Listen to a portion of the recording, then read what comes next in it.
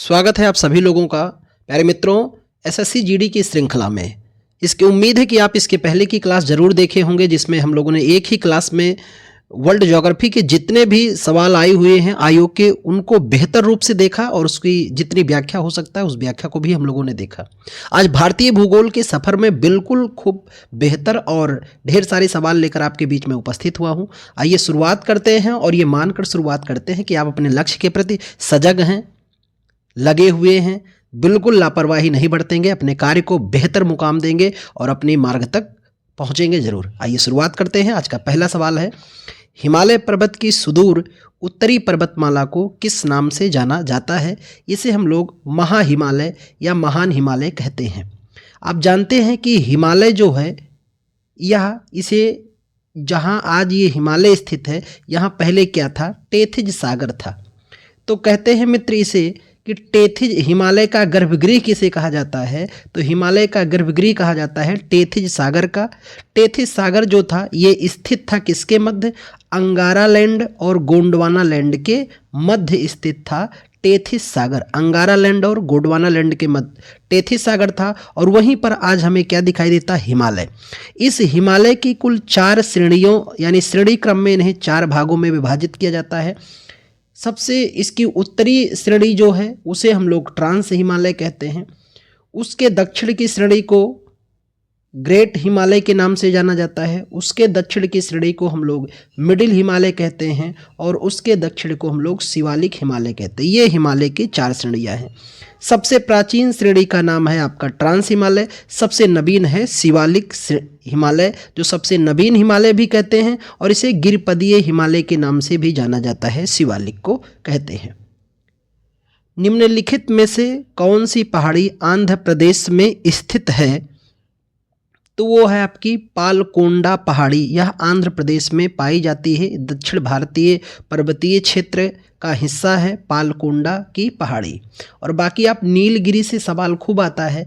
नीलगिरी की पहाड़ियों का जो विस्तार पाया जाता है ये ज़्यादा केरल और तमिलनाडु में, पर इसका विस्तार केरल कर्नाटक और तमिलनाडु में पाया जाता है नीलगिरी की पहाड़ी, जिसकी सबसे ऊंची चोटी का नाम है दोदा बेट्टा और दूसरी ऊंची चोटी का नाम है माकृति। महाबलेश्वर की पहाड़ियां आपकी पश्चिमी घाट में पाई जाती हैं। कहाँ पर? पश्चिमी घाट में महाबलेश्वर की पहाड़ियां पाई जाती हैं। अन्नामलाई की पहाड़ी जो है ये नीलगिरी पहाड़ी के दक्षिण में पाई जाती है, अन्नामलाई की पहाड़ी।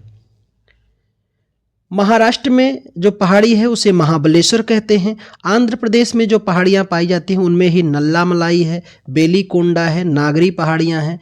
केरल और तमिलनाडु में मैंने कहा सर्वाधिक विस्तार किसका है? नीलगिरी पर्वत का।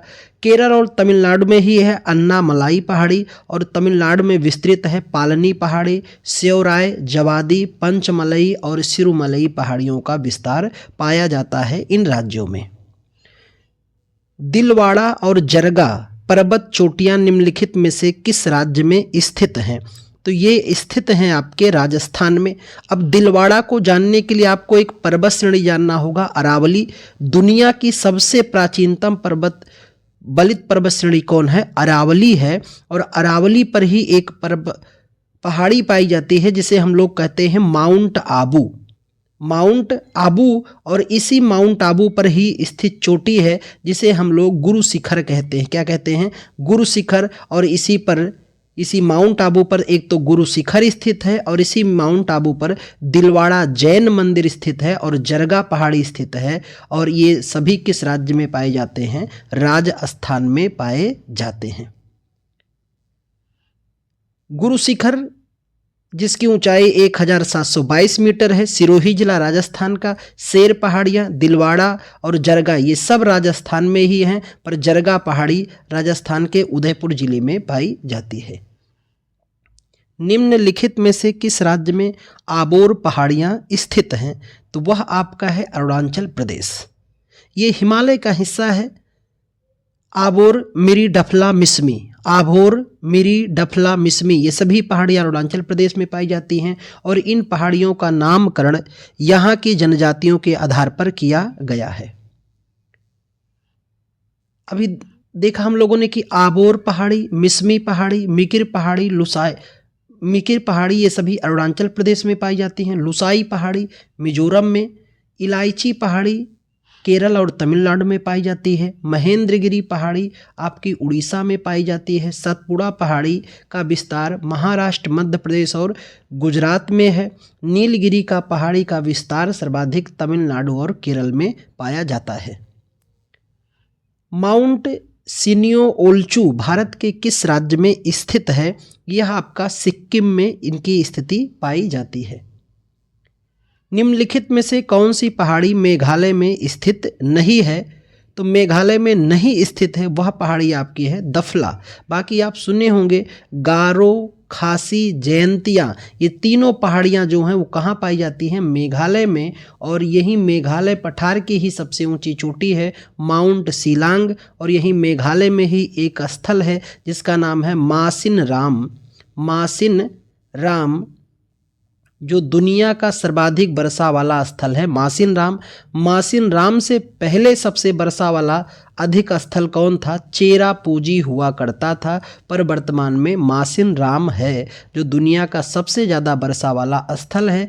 पर ये किस श्रेणी पर पाया जाता है? तो ये खासी श्रेणी और जयंतीय श्रेणी के करीब में ही ये स्थान पाए जाते हैं। अरावली पर्वतमाला की सबसे ऊंची चोटी स्थित है किस राज्य में? अभी हम लोगों ने बात किया कि अरावली की सबसे ऊंची चोटी का नाम पहले जान लेते हैं। क्या है? गुरु शिखर है।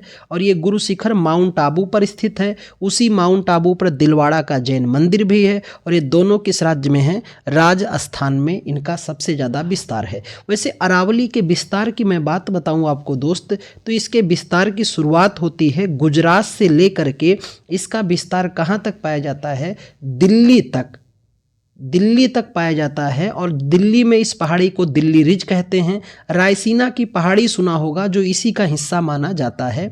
और ये गुजरात पर सर्वाधिक विस्तार इसका किस राज्य में पाया जाता है? राजस्थान में इस पहाड़ी का सबसे ज़्यादा विस्तार पाया जाता है। अरावली का कहाँ? राजस्थान में। उड़ीसा के किस जिले में पूर्वी घाट की सबसे ऊंची चोटी स्थित है? तो वह आपका है कोरापुट में सबसे ऊंची चोटी स्थित है। जिंदगढ़ा या कहीं कहीं महेंद्रगिरी का नाम आता है। जो भी विकल्प में आए, विकल्प के अनुसार आप उसका सही चयन करेंगे। अरुणाचल प्रदेश राज्य की सबसे ऊंची चोटी कौन सी है? तो आपकी है कंगतो। यहाँ की सबसे ऊंची चोटी पाई जाती है। यहाँ की पहाड़ियाँ भी हम लोगों ने बात किया, आभोर, मिरी, डफला, मिसमी। आभोर, मिरी, डफला और मिसमी, ये सभी पहाड़ियाँ जो हैं वो पाई जाती हैं कहाँ? अरुणाचल प्रदेश में। जो हिमालय का है इन्हें हम लोग पूर्वांचल हिमालय का अंग कहते हैं। गोरीचीन स्थित सबसे ऊंची चोटी किस राज्य में है? यह आपके है अरुणाचल प्रदेश में स्थित है। भारत म्यांमार सीमा पर निम्न में से कौन सी पहाड़ी भारत के पूर्वी पहाड़ी इलाके की मिजो हिल और मणिपुर हिल को जोड़ती है? वह है आपकी चिन की पहाड़ी जो मणिपुर और मिजो हिल के मध्य आपसी जुड़ाव करती है। भारत में सक्रिय ज्वालामुखी कहाँ पाए जाते हैं? आप सभी जानते हैं एकमात्र सक्रिय ज्वालामुखी भारत में अंडमान निकोबार के एक द्वीप है जिसे हम लोग कहते हैं बैरन द्वीप या बैरन ज्वालामुखी है, जो भारत की एकमात्र सक्रिय ज्वालामुखी है। किस राज्य में? या वो है आपका अंडमान निकोबार में बैरन ज्वालामुखी। भारत रेगिस्तान के पश्चिम में स्थित है अरावली पहाड़ी के। तो ये आपकी अरावली पहाड़ी जो है इसका विस्तार पाया जाता है, कह सकते हैं उत्तर पश्चिमी क्षेत्र में। ये लगभग उत्तर से दक्षिण की तरफ पश्चिमी भाग में विस्तृत है।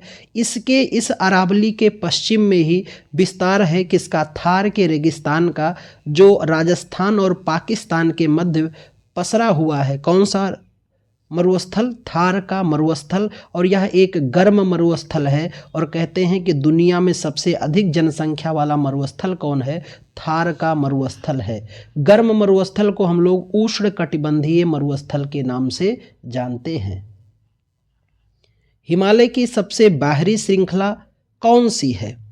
तो वह है आपकी शिवालिक। अभी मैंने कहा हिमालय की 4 श्रेणियां हैं।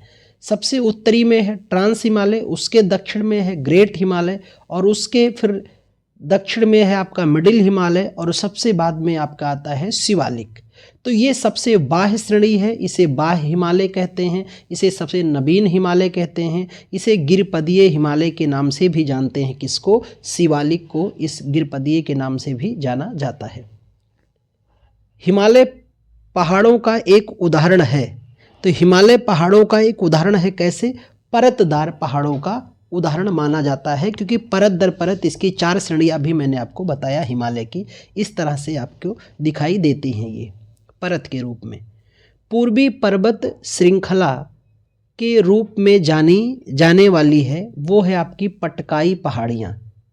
ये पटकाई पहाड़ियाँ पूर्वी पर्वत श्रृंखला के नाम से जानी जाती हैं। ये पटकाई बुम जो है इनका विस्तार देखा जाता है कहाँ पर? तो अरुणाचल प्रदेश और नागालैंड दोनों राज्यों में इनकी विस्तार हमें मिलता है। पटकाई पहाड़ियाँ जो पूर्वी श्रृंखला का मूल रूप होती हैं। बर्फ से ढकी चोटियों वाला एकमात्र पर्वत श्रृंखला कौन सा है? तो वह आपका है हिमालय। हिमालय क्योंकि जो औसत ऊंचाई बर्फ की है वो लगभग आपकी 4400 मीटर है, और ये हिमालय जो है इसकी औसत ऊंचाई 6000 मीटर है। तो हमेशा इसका भाग पूरा बर्फ से ढका होता है, इसलिए जब तापमान अधिक होता है तो यहाँ के बर्फ़ जो हैं, बर्फ़ के बड़े बड़े पहाड़ जिन्हें हम लोग ग्लेशियर कहते हैं, उनके पिघलने से जो धाराएं बनती हैं उन्हीं आकर के आगे चलकर नदी का स्वरूप धारण करती हैं, और वो नदियाँ बिल्कुल अनवरत पूरे वर्ष भर बहती रहती हैं, क्योंकि ग्लेशियर से ग्लेशियर पिघलते रहते हैं और उन नदियों को जल मिलता रहता है। निम्नलिखित में से कौन सी पर्वत श्रृंखला भारत, पाकिस्तान और चीन तक फैली हुई है? तो वो है आपकी काराकोरम। हमने आपको बताया कि भारत की सबसे प्राचीन श्रेणी का नाम क्या है? ट्रांस हिमालय। ट्रांस हिमालय ये भारत की सबसे प्राचीनतम हिमालय श्रेणियाँ हैं। इसकी कुल 4 श्रेणी हैं। ट्रांस हिमालय की कितनी श्रेणी हैं? कुल 4 हैं। परंतु भारत में इसकी कितनी श्रेणी हैं? तो भारत में इसकी 3 श्रेणियाँ हैं। एक का नाम हम लोग बात करते हैं तो काराकोरम, दूसरी है आपकी लद्दाख, और तीसरी है जास्कर। ये काराकोरम जो है ये बिल्कुल आपको मैं भारत के नक्शे की बात बताऊं तो इस हिस्से पे काराकोरम पाई जाती है, ये वाले हिस्से पे। तो इधर देखिए पाकिस्तान में भी इसका विस्तार चला जाता है, और ऊपरी सतह पर विस्तार इसका दिखाई देता है कहाँ पर? चाइना पर। यहाँ LOC है तो यहाँ पर चाइना का भी क्षेत्र दिखाई देता है, और ये भारत तो इसमें पाया ही जाता है। तो ट्रांस हिमालय की यही 3 श्रेणियाँ भारत में हैं, काराकोरम, लद्दाख, जास्कर। और इसी काराकोरम पर ही मेरे मित्र एक चोटी है जिन्हें हम लोग K2 के नाम से जाना जाता है। K2 या गॉडविन ऑस्टिन कहते हैं, क्योंकि K2 की खोज ही किया था गॉडविन ऑस्टिन महोदय ने। अयोध्या पहाड़ किस राज्य में स्थित है? तो ये पश्चिम बंगाल राज्य में स्थित है, और ये प्रायद्वीपीय पठार का हिस्सा माना जाता है। निम्नलिखित में से विकल्पों में से कौन सी भारत में हिमालय की सबसे ऊंची पर्वत चोटी है? तो वो आपकी है कंचनजंगा। अब यहाँ खूब ध्यान आप रखना मेरे मित्र, बात कर रहे हैं हिमालय की, तो हिमालय का विस्तार जो है वो नंगा पर्वत से लेकर के नामचा बरवा तक पाया जाता है, और इस हिमालय की सबसे ऊंची चोटी है माउंट एवरेस्ट।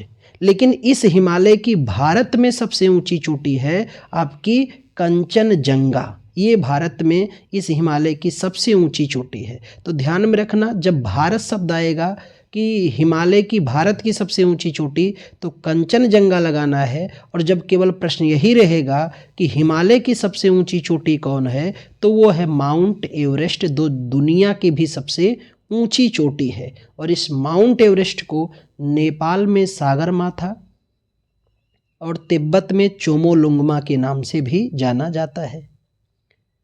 पश्चिमी घाट की सबसे ऊंची चोटी कौन सी है? वो है आपकी अनाईमुदी। ये किस पहाड़ी पे पाई जाती है? अन्नामलाई पहाड़ी पर पाई जाती है, और ये पश्चिमी घाट और दक्षिण भारत की सबसे ऊंची चोटी है अनाईमुदी, जो दक्षिण भारत का, इसे माउंट एवरेस्ट भी कहते हैं, किसे, अनाईमुदी पहाड़ी को कहते हैं। बाबा बुदन की पहाड़ी पाई जाती है किस राज्य में, कर्नाटक में, और यही बाबा बुदन की पहाड़ी है जहां सबसे पहले कॉफ़ी या चाय के पौधे उगाए गए थे। महेंद्रगिरी की पहाड़ी जो है ये उड़ीसा में पाई जाती है, और दोदा बेट्टा जो है नीलगिरी पहाड़ी की सबसे ऊंची चोटी है। निम्न पर्वत श्रृंखलाओं में से दोदा बेट्टा सबसे ऊंची चोटी है। अभी मैंने आपको बताया किसकी, नीलगिरी पहाड़ी, जिसका सर्वाधिक विस्तार केरल और तमिलनाडु में पाया जाता है। धूपगढ़ चोटी भारत के किस राज्य में स्थित है, तो इसकी वास्तविक स्थिति मध्य प्रदेश में है। और ये धूपगढ़ चोटी किस पर्वत पे पाई जाती है, सतपुड़ा पर्वत पर। सतपुड़ा पर्वत की सबसे ऊंची चोटी है धूपगढ़, मध्य प्रदेश में इसका विस्तार मिलता है। कौन सी पर्वत श्रेणी में दुनिया की दूसरी सबसे ऊंची K2 स्थित है, अभी हमने व्याख्या की और आपको बताया भी, तो वह है आपका ईस्ट काराकोरम पर्वतमाला। तो दोस्त यहाँ ध्यान रखना, जब पूछा जाएगा कि भारत की सबसे ऊंची चोटी, तो आपकी क्या हो जाएगी, K2, और पूछा जाए कि दुनिया की दूसरी ऊंची चोटी भी क्या है, K2। लेकिन अगर प्रश्न आ जाए कि हिमालय पर स्थित भारत की सबसे ऊंची चोटी कौन है, तो अभी ऑप्शन में भी हम लोग पढ़े थे, जिसका नाम क्या है, कंचनजंगा। आपका आयोग पूछ भी चुका है इस सवाल को। सतपुड़ा पर्वत श्रेणी की सर्वोच्च चोटी का नाम क्या है। देखो आयोग इस सवाल को रिपीट किया है, 2 बार पूछ रहा है। धूपगढ़ किस राज्य में ये पाया जाता है, मध्य प्रदेश में। और इस पर्वत का विस्तार 3 राज्यों में हमें दिखाई देता है। गुजरात में इसका विस्तार दिखाई देता है, महाराष्ट्र और मध्य प्रदेश में सतपुड़ा का विस्तार हमें दिखाई देता है।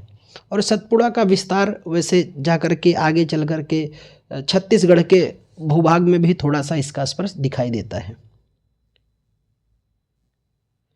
अंडमान निकोबार द्वीप समूह में सबसे ऊंची चोटी का नाम बताइए। वह है आपकी सैंडल पीक, यहाँ की सबसे ऊंची चोटी है।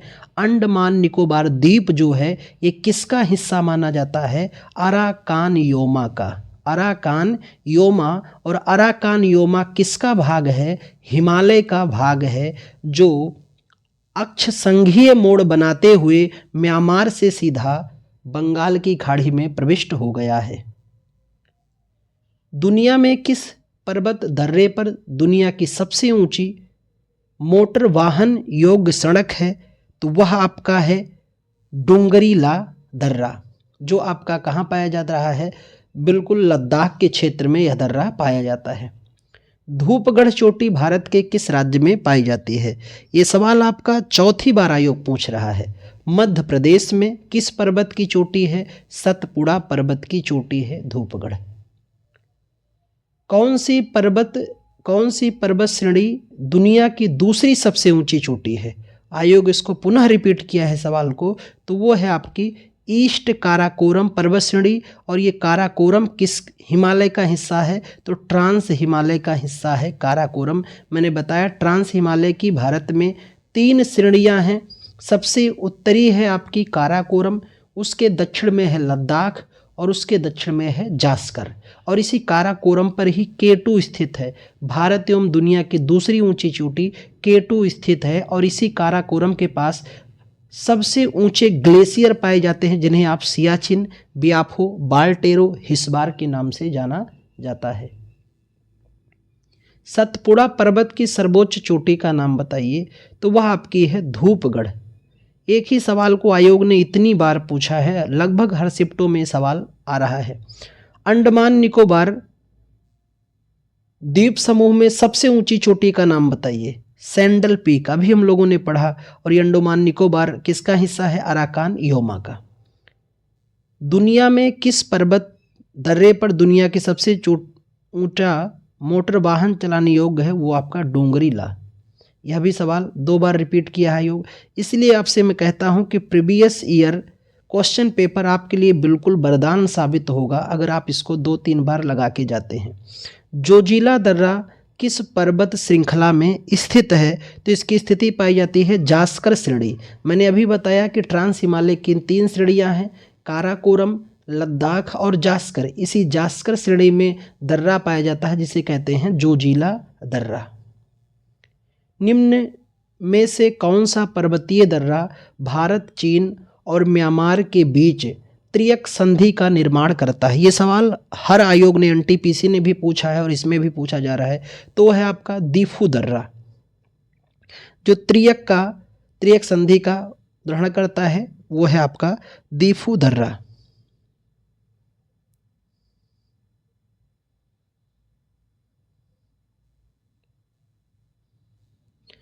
किस राज्य में भारत की सबसे लंबी तटरेखा है? तो वह है आपका गुजरात। हमने देखते हैं तट मतलब कि स्थल का वह भाग जो जलीय भाग से लगा हो उसे तट कहते हैं। भारत में कुल 9 तटीय राज्य हैं। सबसे बड़ा जो तटीय राज्य है वो आपका गुजरात है और सबसे छोटा तटीय राज्य है आपका गोवा। सबसे लंबा तटीय राज्य गुजरात हो गया, सबसे छोटा तटीय राज्य हो गया गोवा, और दूसरा लंबा तटीय राज्य होता है आंध्र प्रदेश, और दूसरा छोटा तटीय राज्य है आपका कौन सा? तो दूसरा छोटा तटीय राज्य है पश्चिम बंगाल। और कहते हैं कुल कितने तटीय राज्य हैं? 9। और ये तटीय राज्य 2 भागों में बटे हैं। पश्चिमी तट के कितने राज्य हैं? 5। और पूर्वी तट पे कितने बचे? 4। तो 5 4 कितने हो गए आपके? 9। और पश्चिमी तट पे बात करते हैं गुजरात, महाराष्ट्र, गोवा, कर्नाटक और केरल। और पूर्वी तट पर आपके हैं वेस्ट बंगाल, पश्चिम बंगाल, उड़ीसा, आंध्र प्रदेश और तमिलनाडु। तो ये कुल आपके 9 तटीय राज्य हैं, जिससे सबसे लंबा है आपका गुजरात। डुंगोंग निम्न में से किस भारतीय केंद्र शासित प्रदेश का राजकीय पशु है? तो यह आपका है अंडमान निकोबार का, जिसकी सबसे ऊंची चोटी अभी हम लोगों ने बात की सैंडल पीक। भारत का पहला केंद्र शासित प्रदेश अंडमान निकोबार है। यहीं पर आपने सुना होगा सेलुलर जेल यहीं पर स्थित है। भारत के कितने राज्यों की सीमा सिक्किम से जुड़ी हुई है? तो वो एक राज्य की सीमा सिक्किम से जुड़ी हुई है। निम्न में से किस भारतीय राज्य की सीमा नेपाल से नहीं लगती है? तो वह आपकी है असम। असम की सीमा नेपाल से नहीं लगती। बाकी पश्चिम बंगाल, उत्तराखंड, उत्तर प्रदेश की सीमा नेपाल से लगती है। नेपाल से सर्वाधिक सीमा किस राज्य की लगती है? उत्तर प्रदेश की लगती है। और उत्तर प्रदेश के 7 जिले सीमा साझा करते हैं किससे? नेपाल से। भारत के देश का सबसे छोटा राज्य कौन सा है? तो वह है आपका गोवा, सबसे छोटा राज्य। निम्नलिखित में से किस केंद्र शासित प्रदेश को भारत में आंशिक राज्य का दर्जा दिया गया था? तो वह था आपका पुदुचेरी, जिसे पहले आंशिक राज्य का दर्जा दिया गया था पूर्ण राज्य का। और इस पुदुचेरी के जिलों की अगर हम लोग बात करते हैं, यहाँ पर एक सवाल खूब आता है यहाँ से मित्र। वह सवाल यही है कि पुदुचेरी का विस्तार कहाँ कहाँ पाया जाता है? तो पुदुचेरी व्यक्तिगत पौंडीचेरी जो है, पी फॉर पौंडीचेरी, ये तमिलनाडु में पाया जाता है। और यहीं पर इसका एक जिला है कराइल, ये भी कहाँ पाया जाता है? तो तमिलनाडु में। पर किस राज्य का जिला है? पुदुचेरी का। और इसी का एक जिला है यनम, जो पाया जाता है कहाँ पर? तो यनम जो है यह आपका पाया जाता है आंध्र प्रदेश में। और इसी का एक जिला है माहे, जिसे भारत का सबसे छोटा जिला भी कहते हैं, ये केरल में पाया जाता है। तो सवाल आता है कि पुदुचेरी का विस्तार कितने राज्यों में है? तो एक तो आपका केरल में हो गया, दूसरा तमिलनाडु में हो गया, और तीसरा है आपका आंध्र प्रदेश में है। इसे आंध्र प्रदेश में इसका एक जिला यनम है, तमिलनाडु में कराईकल और पुदुचेरी है, और केरल में क्या है? माहे है। निम्न में से कौन लक्षद्वीप समूह का दक्षिणतम भाग है? तो वह आपका है मिनिकॉय। लक्षद्वीप किस महासागर में? अरब सागर में स्थित भारत का सबसे बड़ा द्वीप समूह क्या है? लक्षद्वीप, जिसका अर्थ होता है लाखों का द्वीप। यह एक मूंगा या प्रवाल भित्ति का द्वीप है भारत का, जिसे हम लोग लक्षद्वीप कहते हैं। भारत के केंद्र शासित प्रदेशों का गठन इसलिए किया गया क्योंकि वे हैं, तो वे क्या माने जाते हैं? तो वे राज्य बनने के लिए छोटे प्रांत हैं, इसीलिए उनका गठन किया गया है। अगले सवाल पर आते हैं मित्र। तो अगला प्रश्न है निम्नलिखित में से किस राज्य में भारत की सबसे बड़ी खारी आर्द्रभूमि सांभर झील स्थित है? राजस्थान में। ये वही सांभर झील है जहां अकबर ने विवाह किया था हरखाबाई और फुजोधाबाई से, और ये भारत की कह सकते हैं कि भारत की सबसे बड़ी लवणीय झील, या इसके बारे में कहा जाता है कि भारत की सबसे बड़ी अंतःस्थलीय खारे पानी की झील कौन सी है? सांभर झील है, जो राजस्थान में पाई जाती है। बूलर झील आपकी भारत की सबसे बड़ी मीठे पानी की झील जम्मू कश्मीर में है। पिछौला झील राजस्थान में। पुलिकट झील तमिलनाडु और आंध्र प्रदेश की सीमा पर पाई जाती है। लोकटक झील मणिपुर में, जो उत्तर पूर्वी भारत की सबसे बड़ी मीठे पानी की झील है। लोनार झील उल्कापिंड से निर्मित एक झील है जो महाराष्ट्र में है। अष्टमुदी और बेम्बनाद झील केरल में पाई जाती हैं। ये दोनों झीलें अष्टमुदी और बेम्बनाद एक लैगून झील का उदाहरण है। भारत की निम्नलिखित में से किस झील को रामसर स्थलों में शामिल नहीं किया गया था? तो वो थी आपकी डल झील। डल झील कहाँ पर है? जम्मू एंड कश्मीर में, और इसे जम्मू एंड कश्मीर का गहना कहते हैं। किस झील को? डल झील को। बाकी रामसर साइट में शामिल होने वाली भारत की पहली झील है चिल्का। 1981 में सबसे पहले इसको शामिल किया गया था। किसको? चिल्का झील को रामसर साइट में। और वर्तमान में रामसर साइट में 82 स्थल भारत के शामिल हो चुके हैं। सबसे ज़्यादा तमिलनाडु के स्थल शामिल हैं। चिल्का झील जो कि भारत की सबसे बड़ी खारे पानी की झील है, किस राज्य में है? उड़ीसा में। चिल्का के बारे में मैं आपको 2-3 तथ्य से अवगत कराऊं। भारत की सबसे बड़ी खारे पानी की झील जो है वो है आपकी चिल्का। भारत की सबसे बड़ी तटीय झील भी कौन सी है? चिल्का। और भारत की सबसे बड़ी लैगून झील भी कौन सी है? आपकी चिल्का है। तो ये तीनों तथ्य पर आपको ध्यान में रखना है। और भारत में रामसर साइट में शामिल होने वाली पहली झील भी कौन थी? तो चिल्का, जो उड़ीसा में है।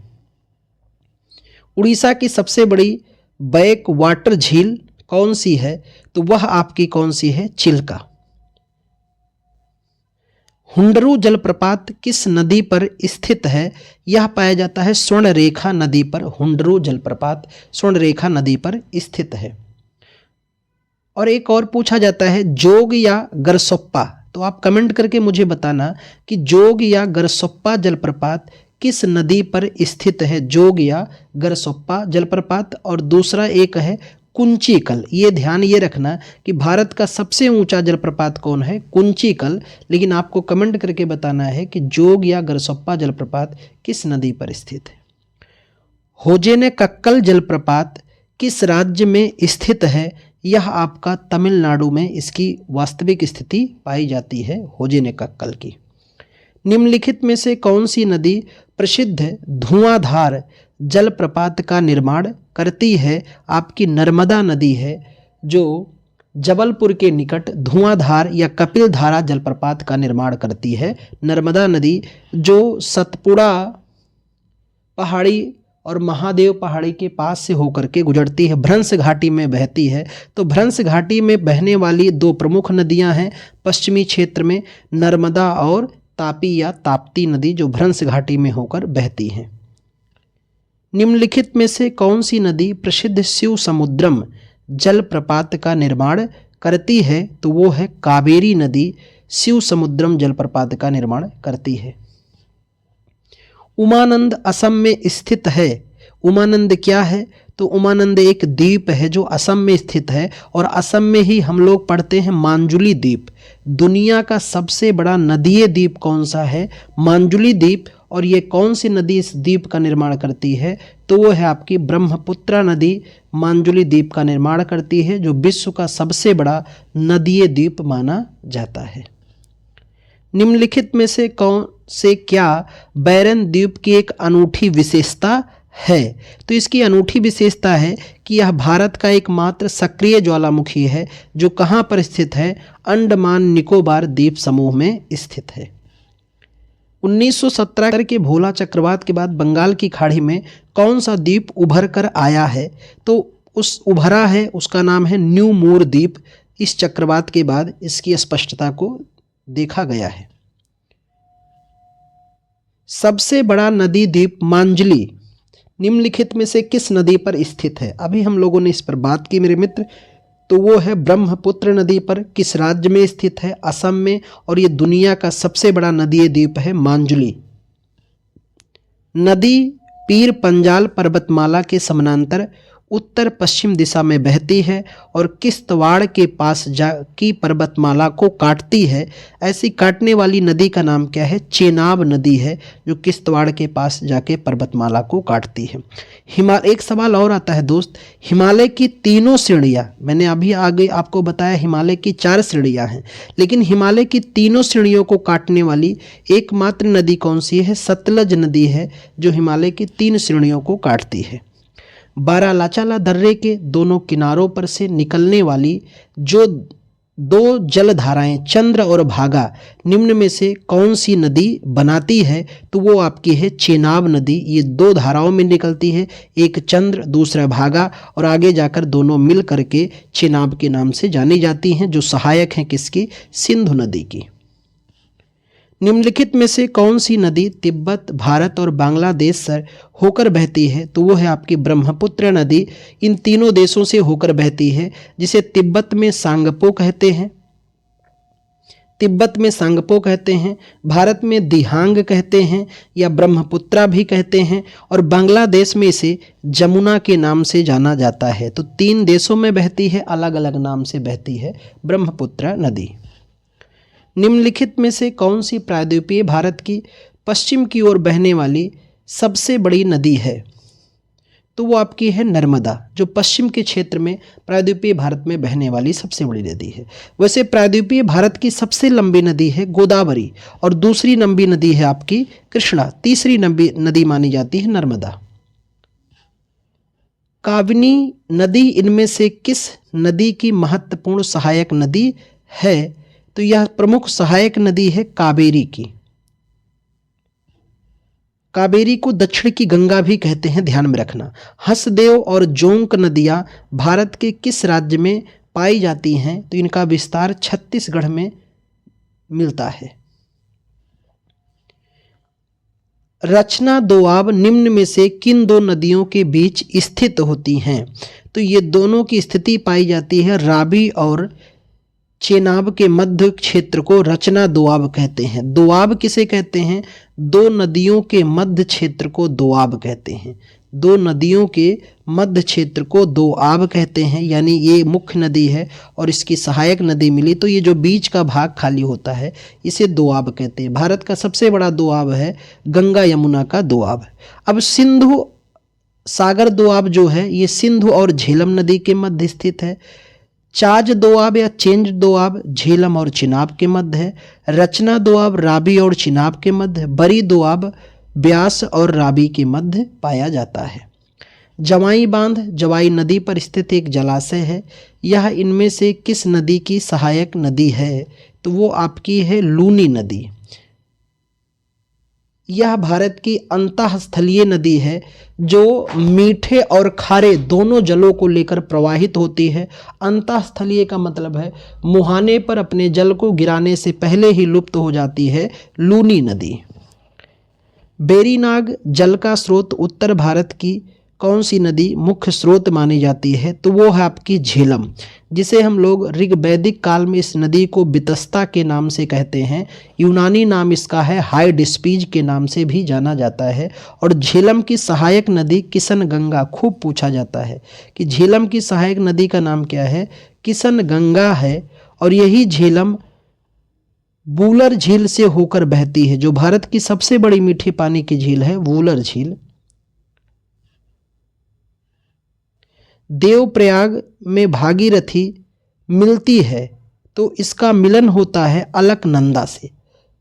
भागीरथी आकर अलकनंदा से कहाँ मिलती है? देवप्रयाग में। आपने पंचप्रयाग सुना होगा, तो अलकनंदा से ही पंचप्रयाग का निर्माण होता है। कर्णप्रयाग, रुद्रप्रयाग, देवप्रयाग, नंद्रप्रयाग, प्रयाग, यही पंचप्रयाग हैं। प्रयाग मतलब संगम, जहाँ 2 नदियों की धाराएं आपस में मिलती हैं। थार के रेगिस्तान की सबसे लंबी नदी निम्नलिखित में से कौन सी है? लूनी नदी। अभी हमने बताया आपको, जो राजस्थान में सबसे ज़्यादा विस्तृत इसका बहाव क्षेत्र है। एक दुमाकृतिक अपवाह पैटर्न क्या है? सही कथन पहचान करें।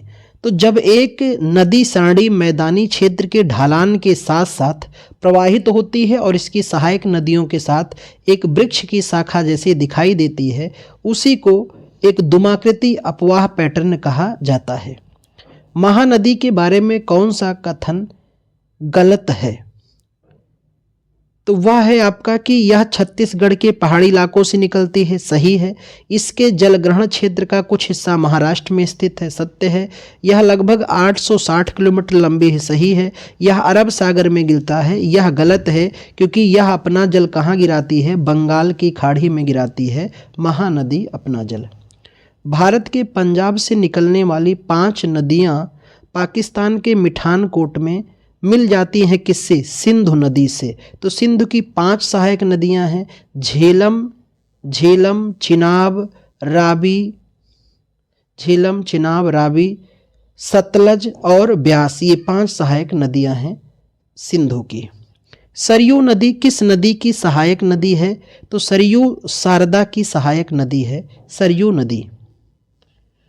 निम्नलिखित में से कौन सी नदी घाघरा नदी की सहायक नदी नहीं है? तो वह आपकी है सरयू नदी, क्योंकि घाघरा को ही, सरयू को ही आगे चलकर घाघरा के नाम से जाना जाता है। निम्नलिखित में से कौन सी गोदावरी नदी की एक सहायक नदी नहीं है? तो वह आपकी है पेनगंगा। तो पेनगंगा और बेनगंगा ये कृष्णा की सहायक नदी हैं, गोदावरी की नहीं है। बुरही दिहिंग निम्नलिखित में से किस नदी की सहायक नदी है? ये आपकी ब्रह्मपुत्रा की। तो ब्रह्मपुत्रा की कई प्रमुख सहायक नदियां हैं, जैसे मानस, तिस्ता, दिहांग, लोहित, जिया भरेली, पगला दिया, ये सभी सहायक हैं किसकी? ब्रह्मपुत्रा की। मंदाकिनी नदी अलकनंदा नदी से आकर मिलती है कहाँ पर? तो इसका मिलन होता है रुद्रप्रयाग में। मंदाकिनी अलकनंदा से जहाँ मिलती है उसे रुद्रप्रयाग कहते हैं। और जब अलकनंदा से आकर के पिंडार नदी मिलती है वहाँ कर्णप्रयाग बनता है। और अलकनंदा से जब भागीरथी आकर मिलती है तो वहाँ देवप्रयाग मिलता है। और अलकनंदा से जब आकर के नंदाकिनी नदी मिलती है, नंदाकिनी, तो वहाँ विष्णु प्रयाग का निर्माण होता है। नंदाकिनी मंदाकिनी 2 नदियां हैं। तिराप और नोवा नदी किस भारतीय राज्य में बहती हैं? तो इनका बहाव अरुणाचल प्रदेश के क्षेत्र में मिलता है। निम्नलिखित में से कौन सी नदी अरब सागर में गिरती है? तो वो है आपकी नर्मदा। बाकी कृष्णा नदी, कावेरी, गोदावरी ये अपना जल बंगाल की खाड़ी में गिराती हैं। निम्नलिखित में से कौन सी नदी जास्कर और लद्दाख पर्वतमालाओं के बीच बहती है? वो है सिंधु नदी। इन दोनों पर्वत श्रेणियों के मध्य बहते हुए पाकिस्तान में प्रवेश कर अरब सागर में ले जाकर अपना जल बिखेर देती है सिंधु नदी। ताप्ती नदी एक दूसरे के लगभग समानांतर बहती है, लेकिन विपरीत दिशाओं में खुद को खाली कर देती है। तो ताप्ती के साथ समानांतर बहने वाली नर्मदा नदी है और दोनों अपना जल ले जाके कहाँ गिराती हैं? खंभात की खाड़ी में गिराती हैं। प्रवरा, मंजीरा और मनेर नदियाँ किसकी दाहिनी सहायक नदी हैं? तो ये सभी हैं गोदावरी की दाहिने तट पर सहायक नदी हैं, प्रवरा, मंजीरा, मनेर आदि। आंशिक परिसीमित तटीय जल निकाय होता है, जहां नदियां और जलधाराओं के मीठे पानी में महासागरों के खारे पानी का मिश्रण होता है। उसे कहा जाता है मुहाना या एस्चुरी कहते हैं। और ये निर्माण पश्चिमी घाट के क्षेत्र में ज़्यादा देखने को मिलता है। पूर्वी घाट में इसलिए नहीं देखने को मिलता है क्योंकि पूर्वी घाट की पहाड़ियाँ पश्चिमी घाट के नदियों के बहाव की वजह से कट फट गई हैं, इसलिए वहाँ नदियाँ का वेग धीमा हो जाता है। और पश्चिमी घाट पर पहाड़ियाँ बिल्कुल सख्त और मजबूत हैं, तो नदियाँ उन पहाड़ियों से ऊपर से होकर बहती हैं, झरनानुमा दृश्य दिखाई देता है। उन्हें एस्चुरी या मुहाना कहते हैं। निम्नलिखित में से कृष्णा नदी की एक सहायक नदी कौन सी है? तो तो वो आपकी है घाट प्रभा, क्योंकि घाट प्रभा, माल प्रभा, बेन गंगा, पेन गंगा ये सभी सहायक हैं किसकी? कृष्णा की। और कृष्णा दक्षिण भारत की दूसरी सबसे लंबी नदी है। और कृष्णा पर एक तथ्य खूब पूछा जाता है, नागार्जुन सागर बांध परियोजना किस नदी पर है? तो कृष्णा नदी पर स्थित है। यमुना नदी निम्न में से किस राज्य में नहीं गुजरती है? तो यमुना नदी गुजरती नहीं है, कहाँ से? गुजरात से। बाकी यह हरियाणा, उत्तर प्रदेश, उत्तराखंड से होकर आगे जाके प्रयागराज में गंगा से मिल जाती है। कौन सी नदी? यमुना नदी। तो गंगा की सबसे लंबी सहायक नदी कौन है? यमुना। यमुना की सबसे लंबी सहायक नदी कौन सी है? चंबल। ये यमुना की सबसे लंबी सहायक नदी है। इसे डाकुओं की नदी कहते हैं। और बीहड़ भूमि निर्माण करने वाली कौन सी नदी है? तो वह आपकी है चंबल नदी है। निम्न में से कौन सी नदी गंगा की सहायक नदी नहीं है? तो वह आपकी है जो गंगा की सहायक नहीं है, अभी हमने बात किया चंबल। चंबल सहायक है किसकी? यमुना की। नर्मदा नदी मध्य प्रदेश से निकलती है, तो इसका उद्गम होता है अमरकंटक की पहाड़ी से और इसका समापन होता है खंभात की खाड़ी में। निम्नलिखित में से कौन सी नदी अरब सागर में जाकर गिरती है? तो वह है नर्मदा नदी। बाकी कावेरी, गोदावरी, कृष्णा ये सभी अपना जल बंगाल की खाड़ी में गिराती हैं। निम्नलिखित में से कौन सी नदी प्रायद्वीपीय नदी प्रणाली में सबसे बड़ा जल संभर है, यानी सबसे ज़्यादा जल ग्रहण करती है? तो वो आपकी गोदावरी है। प्रायद्वीपीय भारत की सबसे लंबी नदी गोदावरी। और दक्षिण भारत की बूढ़ी गंगा किसे कहते हैं? गोदावरी को। लेकिन दक्षिण भारत की गंगा किसे कहते हैं? कावेरी को कहते हैं।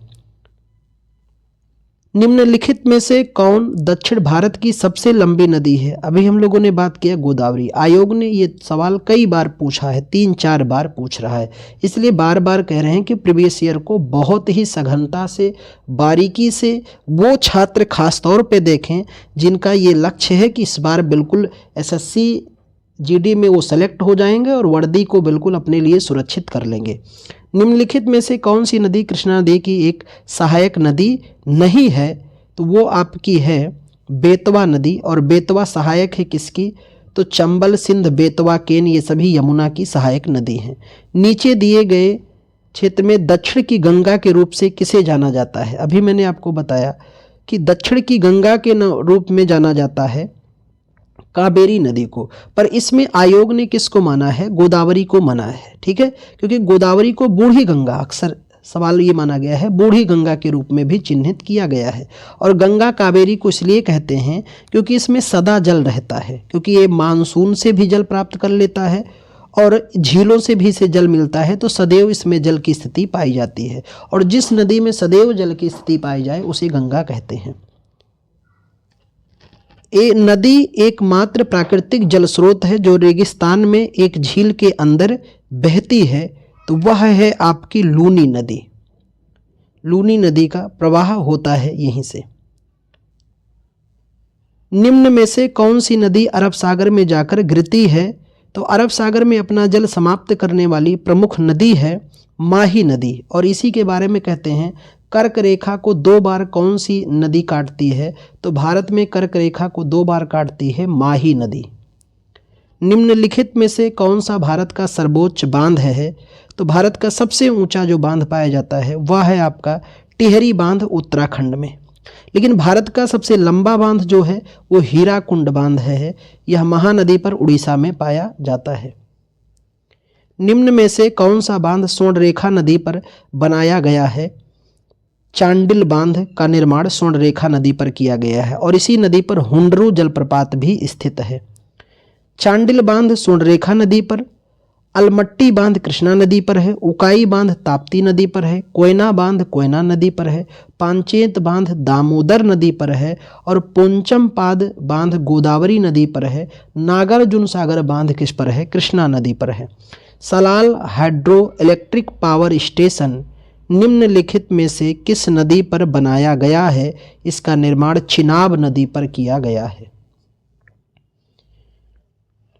निम्न में से कौन सा बांध कावेरी नदी पर नहीं बनाया गया है?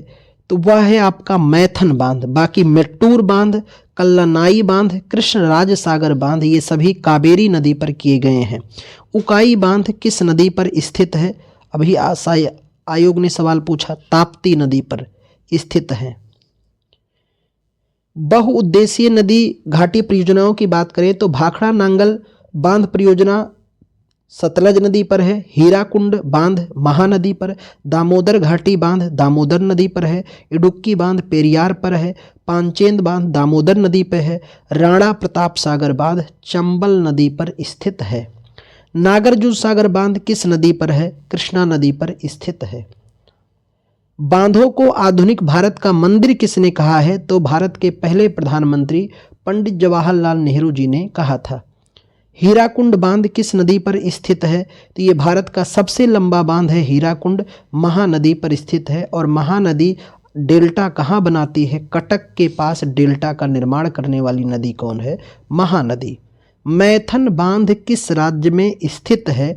झारखंड में यह पाया जाता है। चाय और कॉफ़ी को किस मिट्टी में उत्पादित किया जाता है? तो यह लैटराइट मृदा में इसका उत्पादन किया जाता है। भारत में सबसे ज़्यादा विस्तार किस मृदा का है? जलोढ़, जिसे हम लोग काप या कछारी मृदा भी कहते हैं। काप या कछारी मृदा किसे कहते हैं? जलोढ़ को। और इसी के स्वरूप को हम लोग खादर और बांगर कहते हैं। तो नवीन जलोढ़ को खादर और पुरानी जलोढ़ को बांगर के नाम से जाना जाता है। काली मृदा को हम लोग कपासी मृदा कहते हैं या रेंगुर मृदा कहते हैं। इसी को स्वतः जुताई की मृदा भी कहा जाता है, काली मृदा को। लैटराइट मिट्टी निम्न में से किस ऑक्साइड की कमी होती है? तो इसमें पाया जाता है सिलिकॉन की कमी पाया जाता है लैटराइट मृदा में। निम्न में से क्या मिट्टी को उपजाऊ बनाता है? तो मिट्टी को सबसे बेहतर बनाता है खनिज और कार्बनिक पदार्थों का सही रूप से अगर मिश्रण हो जाए तो। निम्नलिखित में से कौन सा मिट्टी निर्माण का एक कारक नहीं है? तो वो है अकार्बनिक सामग्री की भूमिका। ये मिट्टी निर्माण में इसकी भूमिका नहीं मानी जाती है। मिट्टी की सबसे निचली परत को किस नाम से जानते हैं? तल शैल के नाम से जाना जाता है।